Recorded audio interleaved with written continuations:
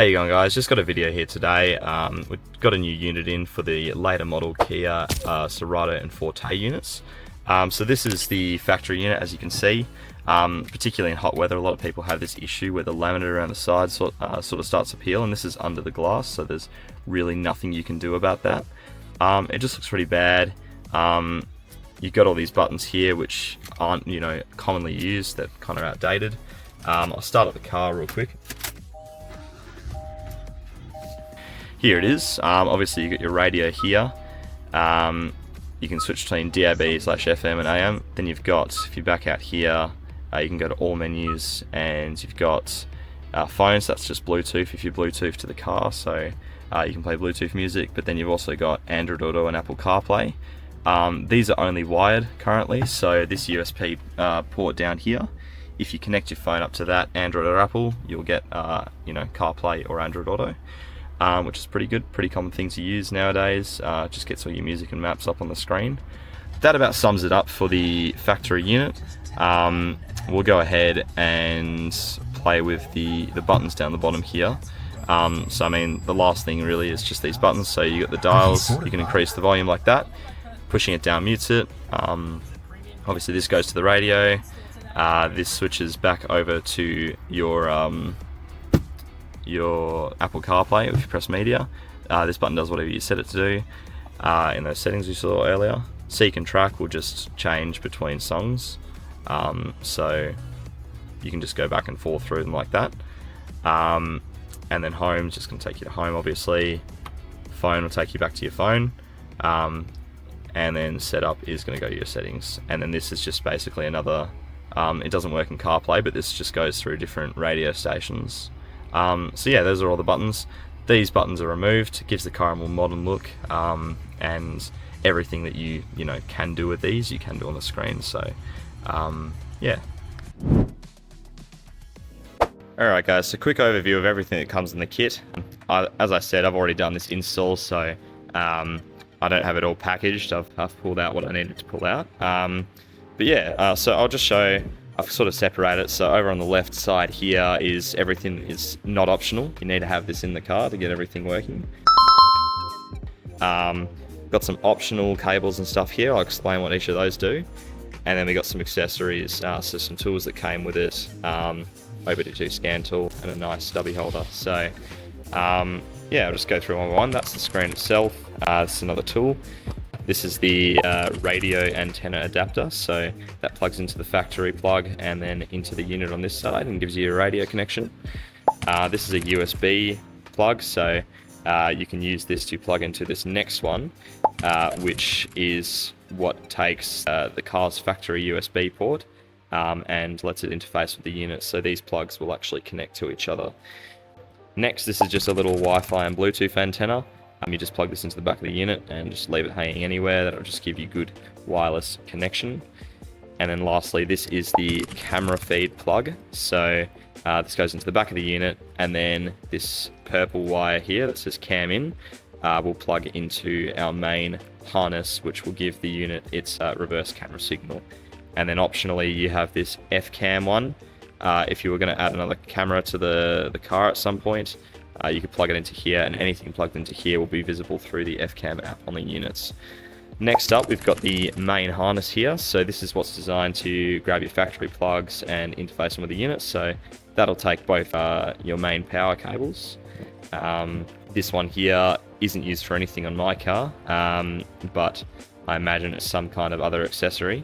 And then next up, this is the CANBUS box. So this is the most unique thing about each unit we sell. It's basically what allows all of the car's systems, so they're controlled through the car's CAN bus, to be decoded and then apply them to our units. So stuff like daytime, nighttime sensors for brightness, your reverse trigger, the car knows it's in reverse, steering wheel controls, all that kind of thing is communicated through this box here. So very important. Next up, these are all the other accessory cables that come with all of our units that can be used for certain different things. So this one is like an extra camera sort of one, so it's got audio and like a video in. This one here, this is for aftermarket like subwoofers and amps. So as you can see, it's a bunch of RCA connections here You've got your four front left and right and rear left and right, and then you've got your subwoofer cable. And then this here is a common one to add because it's basically back into the unit, and then you get 2 more USB ports and an external microphone plug. So the reason I haven't put this on this unit, I'll show you how to do it though, is because the microphone on the screen, as you can see top right here, did sound good enough for me, so I was okay with that. And the car itself, without adding these extra 2 USB cables, already has 4 charging ports when you include a cigarette charger as well, so it was plenty for me. But yeah, then you got this aftermarket microphone, which will, you know, sometimes give you better quality than what's on this, and we usually run those to the top right of your windscreen, just so it gets nice, good vocal clarity for the driver. This here is an OBD2 scan tool, so you ever need to look at your car's diagnostics, the unit comes pre-installed with a car scanner app, and you can connect this up via Bluetooth. You can look at it on your phone as well, and I've tested it with the Kia. It's got a good preset, and you can see everything you need to in there. Just a nice screen cleaner, little microfiber cloth, and as we went through the stubby holder, and then all of these fascia tools which you'll need. And then the last tool that it comes with is a wire puller. I didn't need to use this, but it's just a good tool. You just can push this through anywhere that you need to get a wire through, and then this side loops around the wire, and you can just pull it through nice and easy. So that's everything that comes in the kit. There's also a little USB stick which I've got plugged into my computer here, which you can use for firmware updates or transferring apps to it if you're not using the Google Play Store.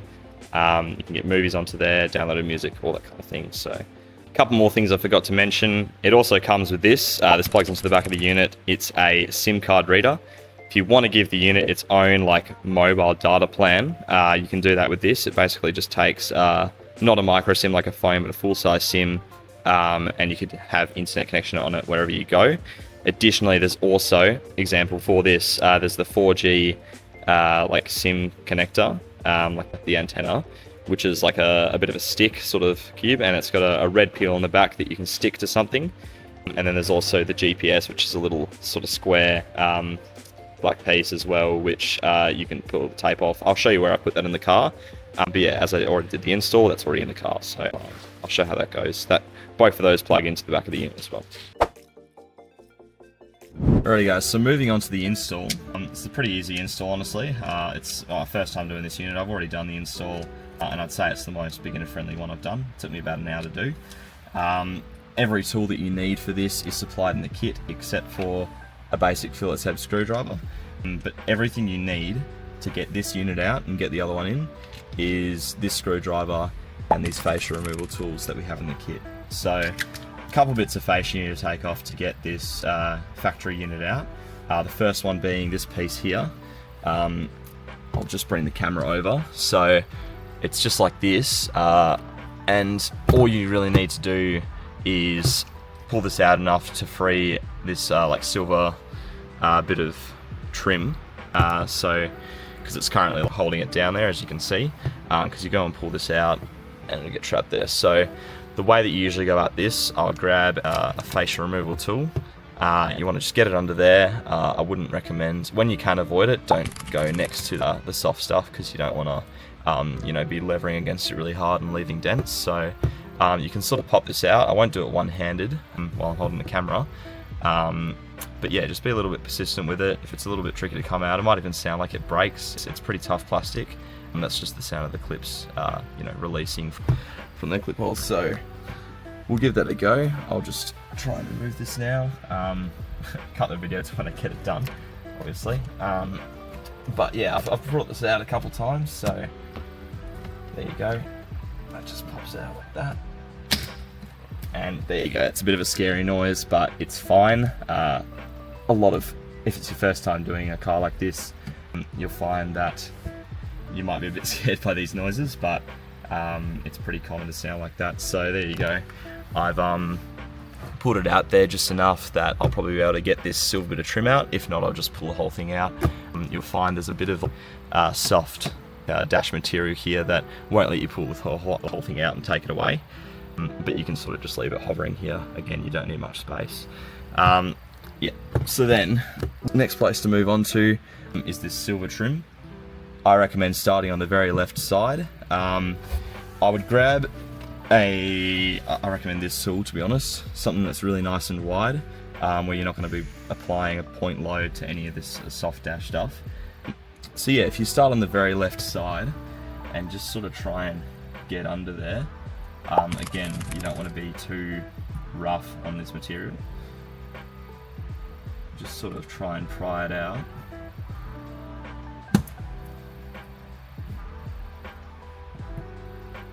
And just take it slow. It can be a bit rough to get out on the first time. Work that out. Cool.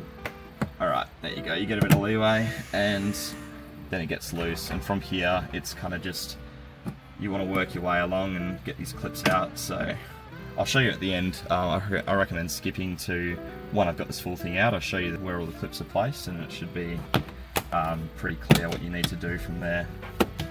You just sort of work your way along, and this thing will look like it flexes a lot. It's completely fine. I've had it out a few times now. It's okay to flex like that. It's pretty strong plastic. So we'll just cut to when I got this out.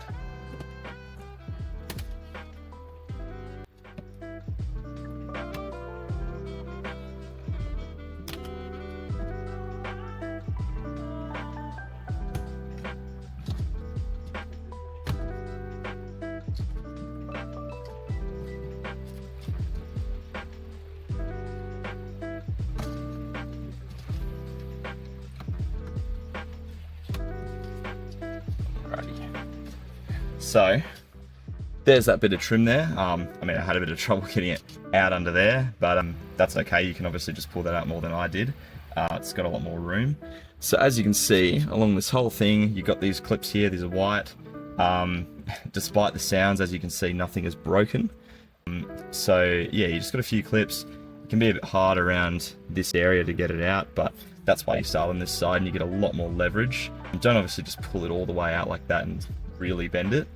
Try and just, you know, use the tool to sort of slowly pry it out as you go along. But yeah, there's that piece. I'll just chuck that in the back seat for now. And all good. So the next bit of trim we got to get out is actually the entire like aircon vent section. So the best place to start with this is usually this top left corner I've found. You just want to, again, grab your flat tool here. If the end of it's a little bit like, you know, messed up, just sort of bend it back so it's thin again. And then just pop that in there. Very top left corner, usually the way to go about it. See if you can get that to pop out just a little bit. There you go, and you can sort of get your hand behind there as well and encourage it. So you got this side out, it's pretty good. And then I kind of just work my way along the bottom here and try and get anything I can. This bit can take a bit of time. My first time doing it, it took a little while. I just wanted to be careful with everything. It's the hardest bits to get out is the top left and the top right corner, particularly the top right corner. So I'd start with the top left, and if you work your way along the bottom and then try and get a bit of space here, you should be able to just sort of grab this and give it a tug and pull it out. But yeah, I mean, obviously, don't rip it up all the way towards you. There's one plug that goes into the back of the hazard switch, but yeah, it's not too bad to get out, so I'll do that now.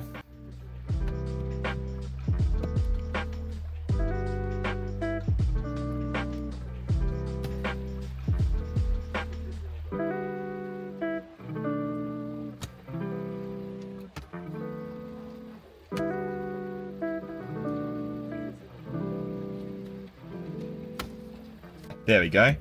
Just got that top right corner sort of free, and the whole thing just comes out nicely. So that's about as far as you want to pull it out.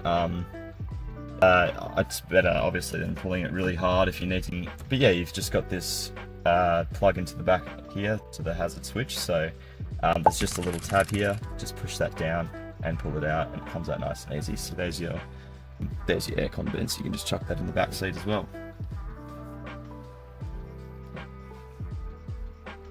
Righty, so last bit of trim is just this little top bit behind the unit here.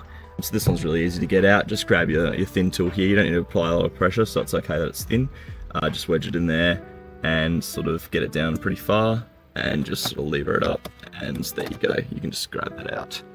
and that's just a small bit that goes behind. And what you'll see once you've got that out is it's going to reveal a couple screws on the top. So everything holding this unit in, now that we've got all the trim out, is just 2 screws on the top, and just under here you've got, if I get the camera low enough, you've got a screw here, and there should be one on the right side, but I have dropped it down. So be careful, because it's quite an abyss down here, and if you drop the screw, it's gonna, as soon as you're screwing this thing out, it's gonna want to drop. So try and get your hand under it and sort of grab it as it comes loose. But I'll go ahead and unscrew these now. So I'll just set up the camera here, add the screw, and let's get that out.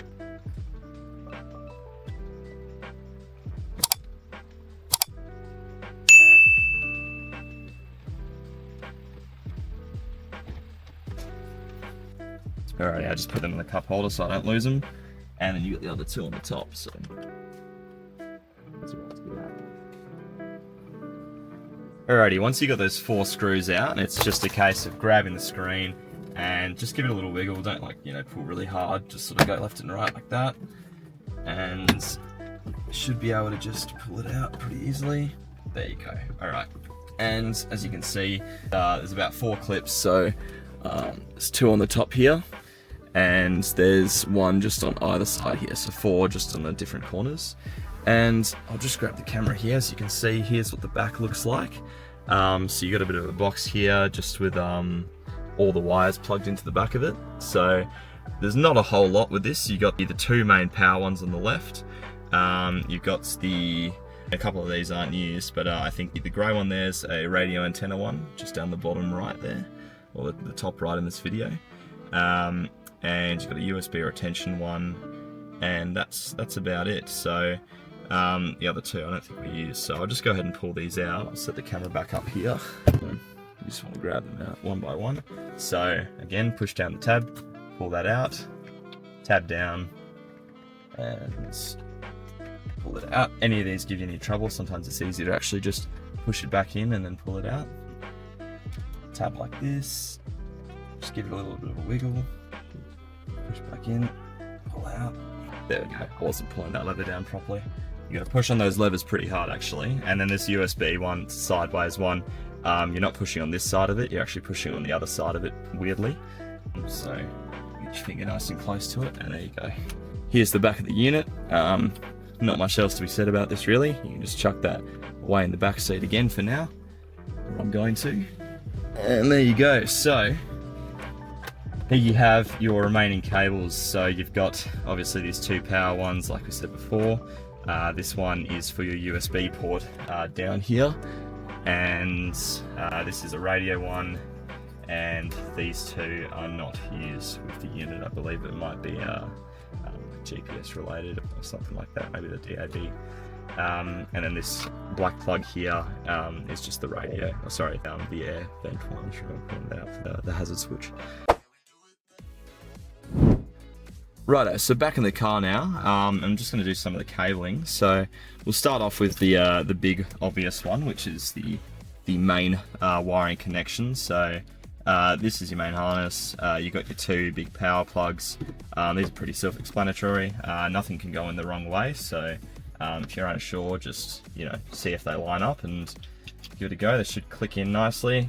There you go. Just plug those 2 in. So there's the majority of the wiring actually. What we need to do now is grab our other couple plugs that I mentioned that will take. So for example, this is the antenna plug here, so it's the grey one. It matches up to this grey one here, which is nice and obvious to see. So just grab that, click that in, and there you go. This will go into the back of the unit, and now you've got antenna signal. Next up, we've got our USB retention. So if we want to get that USB port down there to the unit for firmware updates or anything like that, it's this orange and black one. You get this blue bit here. Just line it up. Make sure that you're plugging in the correct side, and just slide that in, and there you go. You've got this now, and there you go. So those are the main things. I've also grabbed this USB cable here. It's one of the accessory cables. I'm going to leave it tied up because we really don't need that much space with it. We've already got this much length. So this can plug into here, and I recommend taping that just because you don't ever want it coming loose. So I'll grab some electrical tape and do that in a minute.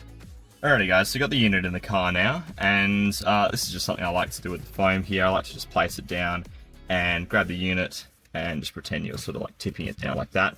I just place it like this so I know I'm not scratching up any of my dash, any of my screen or anything like that. And then there you go, you can start sort of looking at what needs to be plugged in here. So the main one is going to be this 20 pin black plug that you get off your main harness. That's going to do the majority of pretty much every function, to be honest, because it's the majority of what's coming from the factory plug. I've also, all these extra little RCAs here, I've just taped off like that. But make sure you identify, out of these yellow RCAs on the main harness here, they'll have little labels. One of them will say cam in. That's the important one. That's the one you need to get your video signal through for your reverse camera. And just make sure it's the one that's clearly going into this plug here. If you follow the wire out the back of it, make sure it's the one that's going into this sort of like lump of plugs here. Because then what you do with it is this little cable here we talked about earlier. You grab this cam in. So this is the next one we'll plug in. This just goes into the back of the unit. Don't worry, there's none of these like ports are the same. So only one type of plug can go into them, so you can't get it wrong. But this one goes here. Just check how it matches up and it should be all good. And there you go. So just grab this cam in. Don't need to do anything with these other three, to be honest. You can tape those out of the way if you want to. But yeah, just plug that in to the one that's labeled cam in and give it a tape up as well. Just better safe than sorry. Don't want your reverse camera feed just randomly stopping on you. So I'll tape that up as well as the USB one. And yeah, next thing as well, make sure this is plugged in. It's just a little Bluetooth and Wi-Fi antenna. As you can see there, it says on the tag, if that's in focus, BT/Wi-Fi. That just goes into the biggest port on the back, ironically, even though it's only got a couple pins. You just plug that in there. Right, and the next thing I was going to show, I'll have to pick up the camera for this, is the GPS and the 4G antenna. So there's a really flat bit at the very back of the unit. I don't know if you can see that, like it's the long sort of stick looking thing. I've stuck it onto there just because it's a nice flat surface that I can get to. And the GPS is even closer. That is just that little sort of black square that you can see on the side there. You can put these anywhere. For the GPS though, just keep in mind you need to have, so you can describe it as a clear view to the sky, with no metal in between it and yeah, the sky basically. So that should give you a good signal. And just make sure it's out of the way of where you're going to put the head unit in if you want to try and copy where I've put them there, but it doesn't matter too much as long as those prerequisites are sort of filled. And those plugs just go into these two spots here. So I'll go ahead and grab them. The GPS one, I've had sort of fall down the back here. It's all bundled up because obviously you can, it's pretty far away in the car, not that you really have to. And so there's the GPS one. It's just going to click into here, so. And then the 4G one, which I've got all the way at the back there. Hopefully you're able to see that okay. And there you go, that's the purple one. Purple goes into purple, black goes into black. And those are those. So then the other thing we had was our GPS, our radio antenna here. And that's just going to go into this circular plug here. Pretty self-explanatory. I'll just put that in there. That's all good. And then we also had our USB cable. Alrighty, there we go. There's our USB cable. So again, we've got car factory plug, our little crossover, and then into this accessory one with our little pink plug there, which is a 4-pin, and that once again does just click into the back of the unit. So those are pretty much all the plugs that you need to worry about, and everything's going to come across nicely. You can go pretty crazy with the taping if you like, but there's actually quite a lot of room back here, so as long as you're watching how you push it all back there, you shouldn't really run into many issues with fitting all the wires in. So yeah, we'll go ahead and we'll get to the next step of the install. Alright guys, so next thing I wanted to show, just as like an optional thing, so again, this cable here, where you get the 2 extra USB ports and the microphone connector.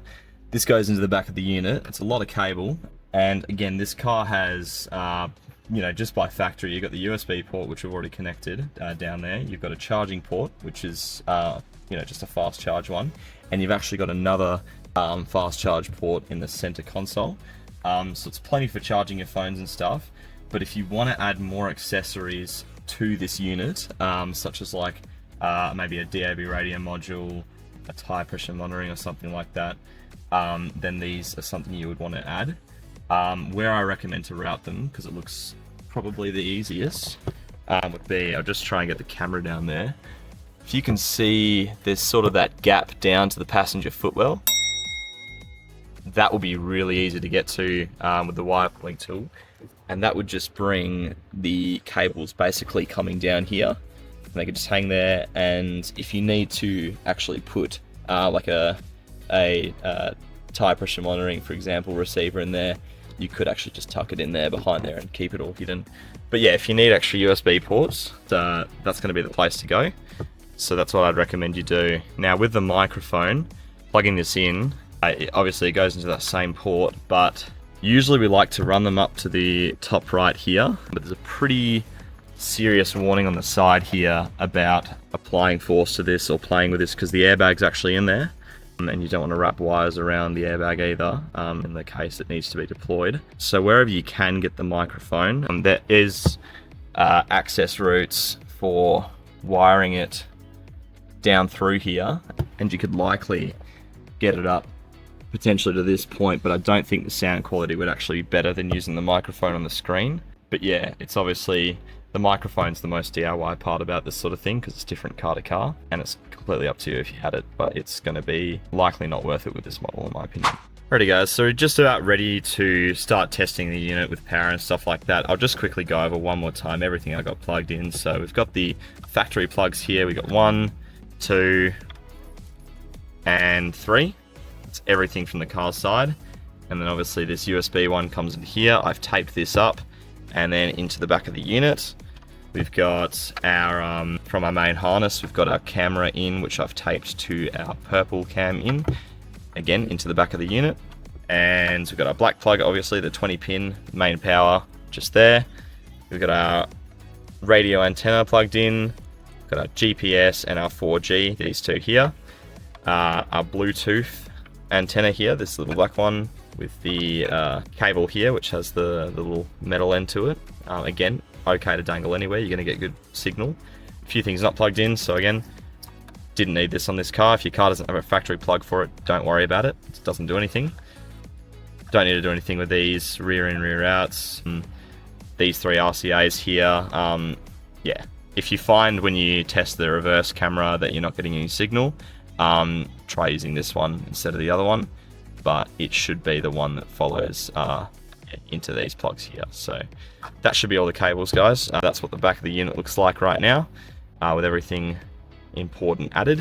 Alrighty guys, so just swap sides of the car here, because what we're going to do next is actually power up the unit and get it going and just test all the different functions.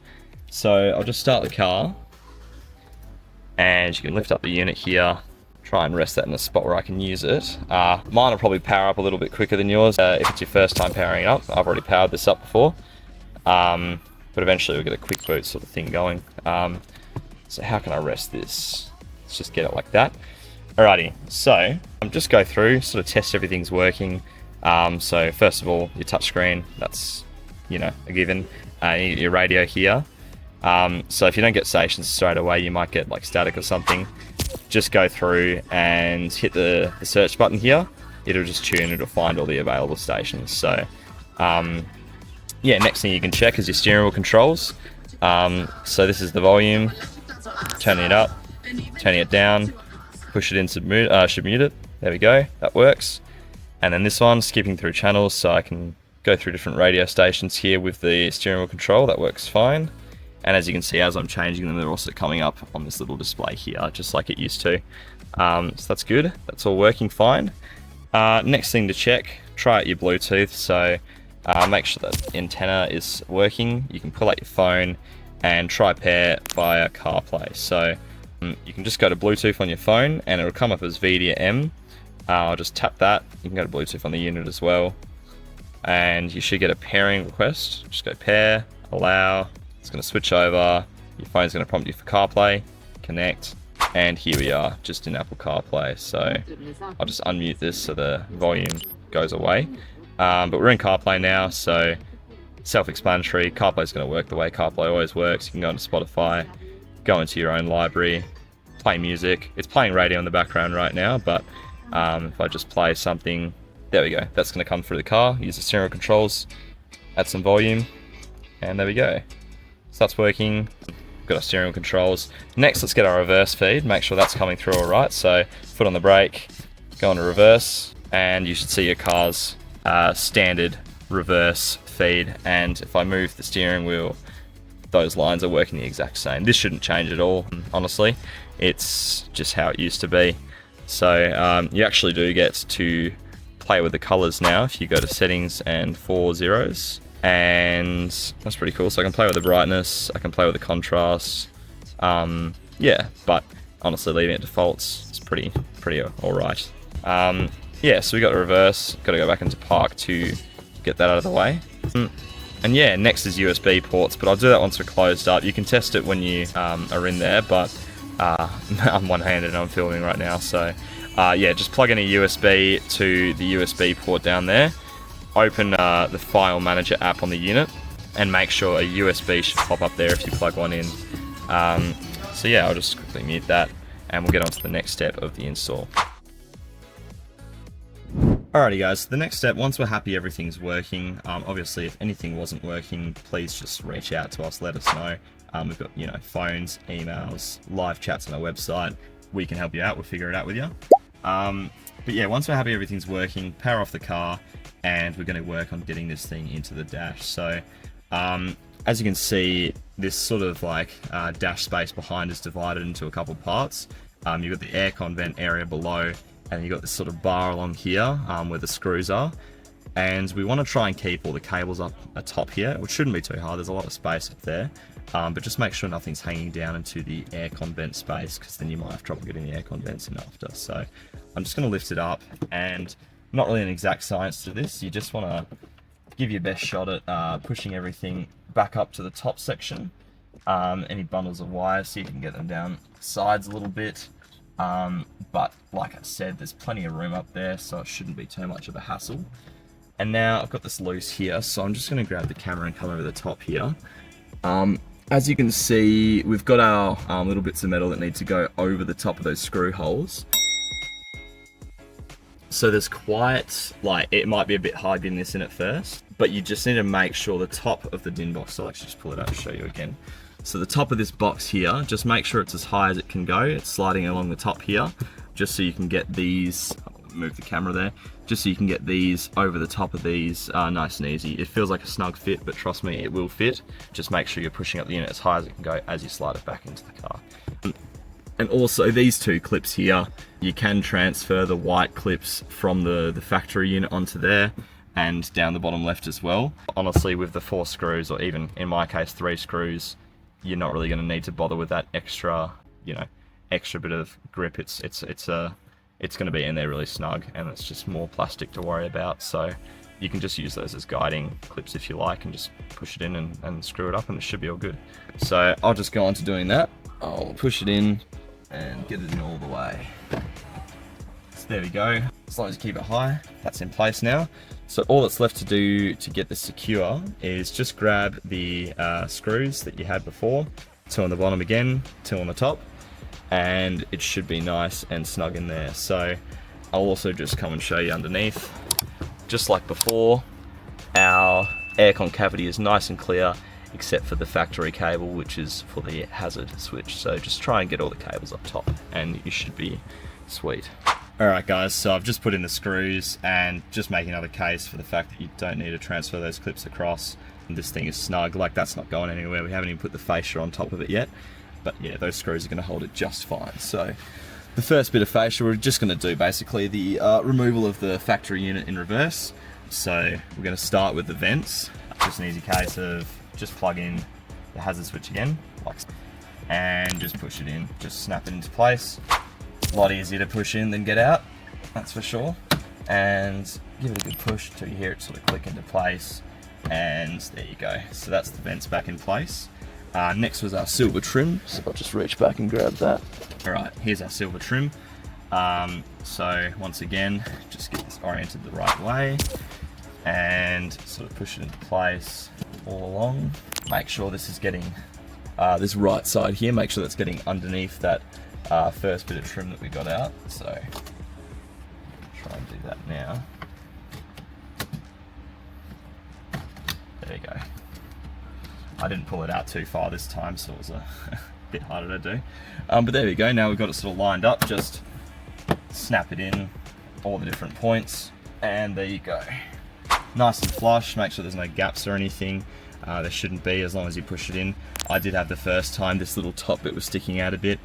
You really do just have to apply pressure to this top part of the bezel. Just need to get it sort of underneath this, but yeah, not too hard at all. And there we go, so the last bit to snap in is just this piece over here. I'm actually going to swap sides of the car for that. Alright, just moved over, so here's our final bit of trim. Again, pretty simple, just push it back the way it was. And there you have it. That's the install done. Your unit's now in there, looking good. So yeah, just start the car and basically run through the checklist that we did when we had the unit out. I'll just power it up. And it should come on pretty quick here. Now, pretty common stuff that you need to change when you first start it up. A lot of people find the door notification is swapped, particularly in the front seat. So when you open, for example, the right door, it might say that the left door's open. We have articles on our website for all the sort of settings issues you run into, but it's just settings, car infotainment, about device, and the code's 8878. And you can go in here, and it's in CAN type at the top middle, and swap front door, swap rear door, and trunk. So just get those swapped around if anything's not behaving the way it should, and you should have all your doors showing up correctly. So I'll close my right door and it should say the left door's open still, which it is, and that's going to work. It's going to work with the rear doors and your boot as well. So that's pretty nice. Another setting I recommend, obviously when you get your parking sensor on, so just down the bottom here, this parking sensor, it comes up on the screen in front of you normally, and that's how you use it with the original unit. It also does come up on this screen, but I think there's a bit of a bug where it doesn't go away, and it's just not necessary to have really, it annoys me. So the way you turn that off is back into the settings you're in, about device, gear icon, 8878, I've missed the 7 again. Go to others, and oh sorry, no, not others, it's back car setup. Down at the bottom here, reverse mode, it'll be on cam plus ops originally. Just go to cam, so it just says cam, and hit save in the top right and then save and reboot. That's good as well. Another common one people find, you put it in reverse and you'll have a superimposed set of reverse lines over the factory ones. To turn those off, all you got to do is go into settings, car infotainment, video, and there's a reversing assistant line, just turn that off, or reversing warning line, turn that off as well, and that shouldn't come up anymore and you have it looking like mine does. Now a couple of cool things you could play around with when you've got music going. Highly recommend playing in the DSP app. So as you can see, it's going to have the same volume, like controls and sound customization as the factory unit had, plus a bit more. So the balance, obviously, like we had before, you can change exactly where in the car you want the sound to be centered. And additionally, I've gone all the way out of the app, you can go into equalizer, and there's some nice presets here. So user is just flat, which is what the factory car sounded like, but I find for a lot of different types of music, we've got different ones here. It makes a huge difference. The rock one is my favorite by far. Smart sound, again, you get all your bass, vocal, sound field, reverb that you can play with, and there's a loud setting as well, which just really ups the bass, which is a cool one to try out if you're into that kind of music. So yeah, you can play around all those things, run through, And yeah, if you really miss DAB radio, we do have a DAB radio antenna that you can get hooked up to one of the USB ports. So that's one of the cases where you want to use this extra set of USB ports, and you get a little antenna on the windshield there, and then it's accessible in this DAB Plus app. However, I would recommend just when you're in CarPlay on your phone, you can get an app called DAB-Z or DAB Plus. All of those stations are going to be available, and they're going to be in CarPlay, which is even more convenient for most people. So yeah, you're definitely not really losing that. But yeah, everything's going to work in the unit like it did before. It's using a CANBUS to decide when to dim the screen, when to increase it. We've got more, we've got more customization with the brightness. There's other ways to do that, but we have articles on that online. Also, make sure your GPS is working. So if you go into GPS test here, it's pre-installed on the unit. Just let that open up and make sure that it's picking up satellites. So here we go, GPS status on, accuracy is to about 8 feet, which is pretty good. And you get your stats here. If your GPS isn't working, it would have no satellites working in here. So there's that. And pre-installed on the unit as well, if you want to use that GPS for navigation, we've got a Magic Earth here, which is just offline maps. So you can basically go onto there and download the entirety of Australia, just connect to Wi-Fi. I've already got this sort of set up, but yeah, you can go ahead and download all of Australia if you like. Yeah, so that's about it with the unit. Any other questions for us, you know how to contact us. Yeah, enjoy your new unit.